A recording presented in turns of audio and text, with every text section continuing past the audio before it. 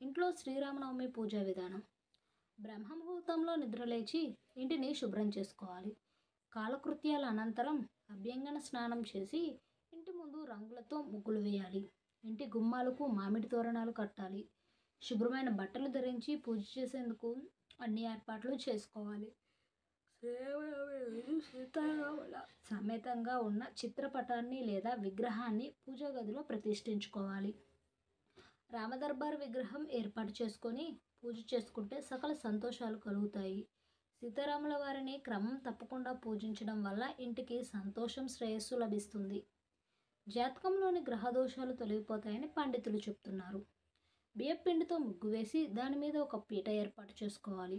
పట్టు వస్త్రం లేదా నూతన వస్త్రం పరిచి దాని మీద సీతారాముల చిత్రపటం లేదా విగ్రహాలను పెట్టుకోవాలి. శ్రీరాముడికి పంచామృతాలతో అభిషేకం చేయాలి. తర్వాత షోడోపచారాలను అనుసరిస్తూ పూజ చేయాలి. ధూపదీప నైవేద్యాలు సమర్పించాలి. రామయ్య తండ్రికి, అమ్మవారికి పూలదండలు సమర్పించాయి. చివర్లో స్వామి పాదాల దగ్గర 3 సార్లు అక్షింతలు వేస్తూ శ్రీ సీతారాముల కళ్యాణం చూతురు రారండి అని అంటూ పాట పాడి హారతివ్వాలి.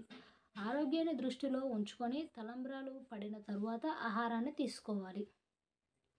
ఇంకా తర్వాత రామచరితమానస్, సుందరకాండ వంటివి పారాయణం చేస్తే శ్రీరాముడి అనుగ్రహం మీకు తప్పకుండా లభిస్తుంది. నైవేద్యంగా వడపప్పు, పానకం సమర్పిస్తారు. పూజ ముగిసిన తర్వాత బ్రాహ్మణులకు లేదా పెద్దవారికి పండ్లు, విసనకర్ర, తాంబూలం, నూతన వస్త్రాలను దానం చేయాలి. శ్రీరామనవమి రోజు రామాయణం చదువుకోవటం లేదా వినడం చేస్తే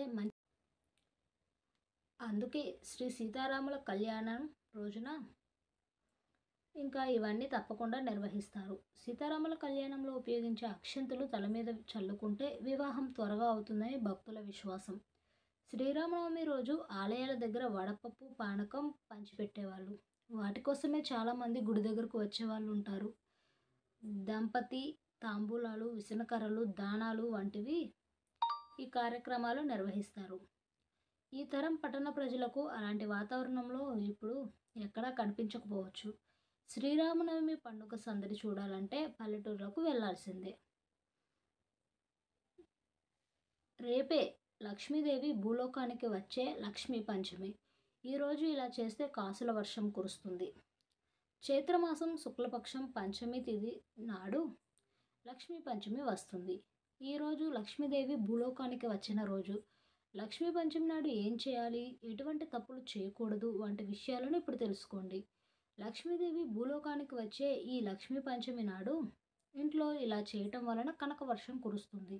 అనేక లాభాలను పొందవచ్చు. జీవితంలో చాలా మార్పులు చోటు చేసుకుంటాయి. కష్టాల నుంచి బయటపడవచ్చు. ఇక మరి లక్ష్మీదేవి భూలోకానికి వచ్చే పంచమి రోజు ఏం చేయాలి వంటి విషయాలను తెలుసుకోండి. లక్ష్మీదేవి భూలోకానికి వచ్చే లక్ష్మీ పంచమి. లక్ష్మీ పంచమిని నాగపంచమి అని కూడా అంటారు.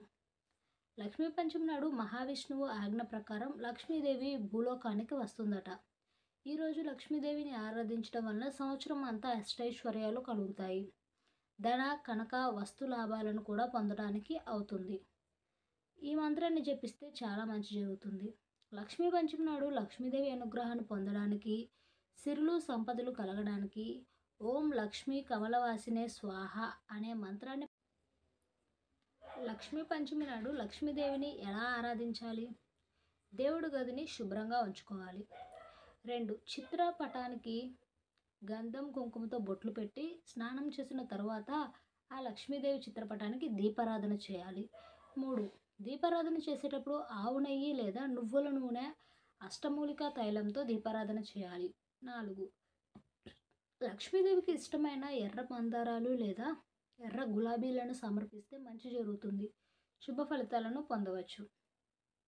5 మారేడు దళాలను కూడా ఈరోజు లక్ష్మీదేవికి సమర్పించవచ్చు. 6 నైవేద్యంగా వడపప్పు, పానకాన్ని సమర్పించాలి.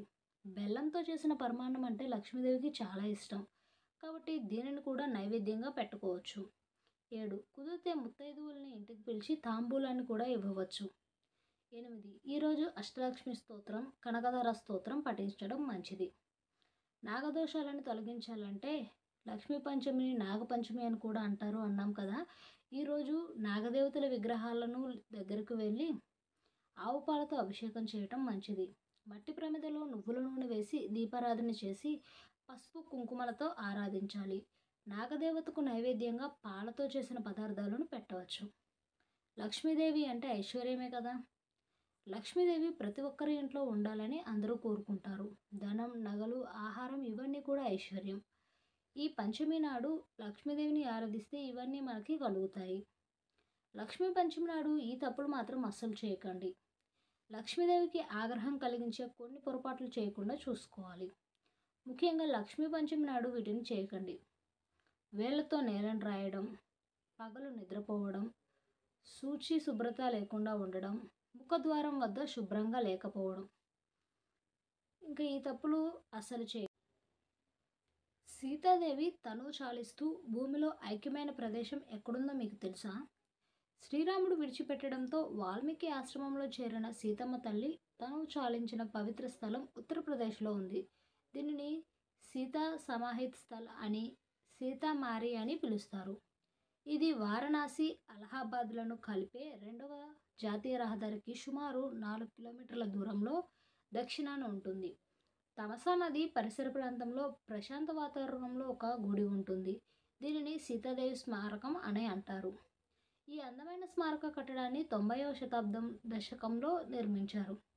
ఈ కట్టడం నిర్మించక ముందు ఇక్కడ అమ్మవారి జుట్టును తలపించే విధంగా కేశవాటిక ఉండేదని స్థానికులు చెప్తారు. ఈ ప్రాంతంలో మొలిచిన గడ్డిని పశువులు కూడా తినేవి కావట. అయితే ఇక్కడ స్మారకాన్ని నిర్మించే సమయంలో సీతాకేశవాటికను అలాగే ఉంచారు. స్మారకం ఉన్న ప్రదేశానికి సమీపంలోనే వాల్మీకి ఆశ్రమం ఉంది. ఇక్కడ సీతాదేవి ఆశ్రమం అడిగిందని, సీత వటవృక్షం దగ్గరే లవకుశులకు జన్మనిచ్చిందని స్థానికులు చెప్తారు. సీత స్మారకం భవనం 2 అంతస్తుల నిర్మాణం. పై అంతస్తులోని అద్దాల మంటపంలోనే అమ్మవారి పాలరాతి విగ్రహం ఉంటుంది. భవనం కింది భాగంలో సీతాదేవి భూదేవి లోపలి చేరుకున్నట్లుగా చూపించే సీతాదేవి ప్రతిమ ఉంటుంది. ఇంకా ఈ విగ్రహం జీవకళ ఉట్టిపడుతూ చూపరుల మనసుని కదిలిస్తుంది. భవనం గోడల మీద భూదేవిలో కలిసిపోతున్న సీతాదేవికి సంబంధించిన ప్రతి సంఘటనలు తెలియజేసే విధంగా అనేక చిత్రాలు, శిల్పాలు కనిపిస్తాయి. ఈ స్మారక భవనాన్ని స్వామి జితేంద్రనాథ్ తీర్థుల వారి ఆదేశం మేరకు నిర్మించారు. స్వామి జితేంద్రనంద సన్యాసం స్వీకరించిన ఋషికేశ్ ఆశ్రమంలో కాలం గడుపుతున్నట్లు